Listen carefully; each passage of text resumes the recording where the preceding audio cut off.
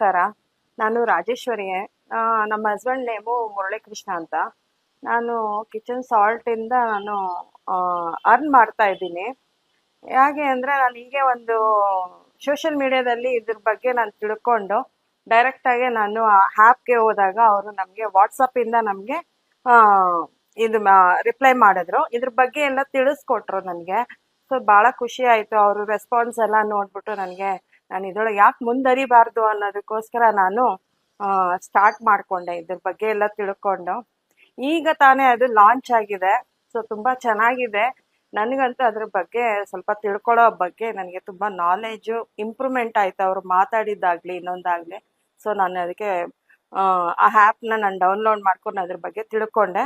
So ಈಗ ನಾನು ಅದನ್ನು ಸ್ಟಾರ್ಟ್ ಮಾಡಿದ್ದೀನಿ. ಮನೆಯಲ್ಲೇ ನಾನು ಇದ್ಕೊಂಡು, ನಾನು ಒಬ್ಬ ಗೃಹಿಣಿ, ಮನೆಯಲ್ಲೇ ನಾನು ಇದ್ಕೊಂಡು ನಾನು ಇದ್ರ ಬಗ್ಗೆ ನಾನು ತಿಳ್ಕೊಂಡು ನಾನು ಅರ್ನ್ ಮಾಡಬೇಕು. ಮನೆಯಲ್ಲೇ ಕೂತ್ಕೊಂಡು ಯಾಕೆ ಮಾಡಬಾರ್ದು? ನಾವು ಸುಮ್ಮನೆ ಟೈಮ್ ವೇಸ್ಟ್ ಮಾಡ್ತೀರಿ, ಆ ಮೊಬೈಲ್ಗಳು ಆ ಸ್ವೈಪ್ ಮಾಡ್ಕೊಂಡು ಕೂತ್ಕೊಂತೀರಿ, ಟೈಮ್ ಪಾಸ್ ಮಾಡ್ತೀರಿ, ಇಲ್ಲ ಒಂದು ಪಿಕ್ಚರು ಮೂವಿ ನೋಡ್ತೀರಿ, ಅನ್ವಾಂಟೆಡ್ ಎಲ್ಲ ನೋಡಿಕೊಂಡು ನಾವು ಕೇಳ್ಕೊಂಡು ಅದ್ರ ಬಗ್ಗೆ ನಾವು ಟೈಮ್ ಸ್ಪೆಂಡ್ ಮಾಡ್ತಾ ಇದ್ದೀರಿ. ಸೊ ನಾನು ಹೇಳೋದೇನಂದ್ರೆ, ಇದ್ರ ಬಗ್ಗೆ ನೀವು ತಿಳ್ಕೊಳ್ಳಿ. ಈ ಆ್ಯಪ್ ಮುಖಾಂತರ ನೀವು ಹೋದಾಗ ನೀವು ಮನೆಯಲ್ಲೇ ಇದ್ಕೊಂಡು ಒಂದು ಅರ್ನ್ ಮಾಡ್ಬೋದು. ಸ್ಟಾರ್ಟಿಂಗಲ್ಲಿ ಸ್ವಲ್ಪ ಲೇಟ್ ಆಗ್ಬೋದು ನಮಗೆ ಅರ್ನ್ ಮಾಡೋದಕ್ಕೆ, ಇದ್ರ ಬಗ್ಗೆ ತಿಳ್ಕೊಳ್ಳೋದಿಕ್ಕೆ. ಸೊ ನಮಗೆ ಆ ಟೀಮ್ ಟ್ರೂಪ್ ಇದೆಯಲ್ಲ, ಅದು ನಮಗೆ ತುಂಬ ಹೆಲ್ಪ್ ಮಾಡ್ತಾರೆ, ಅದ್ರ ಬಗ್ಗೆ ನಮಗೆ ತಿಳಿಸ್ಕೊಡ್ತಾರೆ.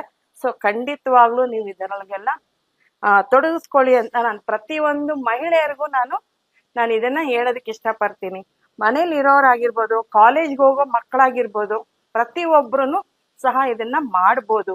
ಧಾರಾಳವಾಗಿ ಮಾಡಿ. ಸ್ಟಾರ್ಟಿಂಗ್ ಸ್ವಲ್ಪ ಪ್ರಾಬ್ಲಮ್ಸ್ ಇರುತ್ತೆ, ನಮಗೆ ಆರ್ಡರ್ಸ್ ಬರೋದಕ್ಕೂ ಲೇಟ್ ಆಗ್ಬೋದು. ಸೊ ಈಗ ಅದು ಗ್ರೋ ಆಗ್ತಾ ಇದೆ. ಖಂಡಿತವಾಗ್ಲೂ ನೀವು ಇದ್ರ ಬಗ್ಗೆ ನೀವು ಮಾಡಿ ತಿಳ್ಕೊಳ್ಳಿ.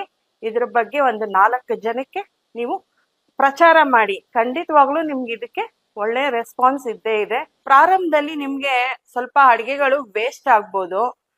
ಮಾಡಿರ್ತೀರಿ, ನಾವು ಆಸ್ ಯೂಶಲ್ ನಾವು ಮನೇಲಿ ಏನ್ ಮಾಡ್ತೀರಿ ಅದನ್ನೇ ನಾವು ಅದನ್ನ ಒಂದು ಆ್ಯಡ್ ಮಾಡ್ಬೋದು ಆ್ಯಪಲ್ಲಿ. ಸೊ ಫುಡ್ ಆ್ಯಡ್ ಮಾಡ್ತಾರಲ್ಲ, ಅದ್ರೊಳಗೆ ನಾವು ಆ್ಯಡ್ ಮಾಡ್ಬೋದು. ಸೊ ನೀವು ಮನೇಲಿ ಏನು ಅಡುಗೆ ಮಾಡ್ಕೊಂಡಿರ್ತೀರಾ ಅದರಲ್ಲೇ ಇನ್ನೊಂದು 4 ತಿಂಡಿ ಮಾಡಿ ಇನ್ನೊಂದು 4 ಜನಕ್ಕೆ ಎಕ್ಸ್ಟ್ರಾ ಮಾಡಿದ್ರೆ ನಮಗೆ ಇದು ಉಪಯೋಗ ಆಗತ್ತೆ ಮಾಡೋದಕ್ಕೂ. ಸ್ಟಾರ್ಟಿಂಗಲ್ಲಿ ಸ್ವಲ್ಪ ವೇಸ್ಟ್ ಆಗ್ಬೋದು, ಬಟ್ ಇದು ಕ್ರಮೇಣವಾಗಿ ನಿಮಗೆ ಅದು ರೀಚ್ ಆಗ್ತಾ ಹೋಗುತ್ತೆ. ಖಂಡಿತ ಇದ್ರ ಮಾಡಿ ನಿಮ್ಗೆ ಎಲ್ಲರಿಗೂ ಒಳ್ಳೇದಾಗತ್ತೆ.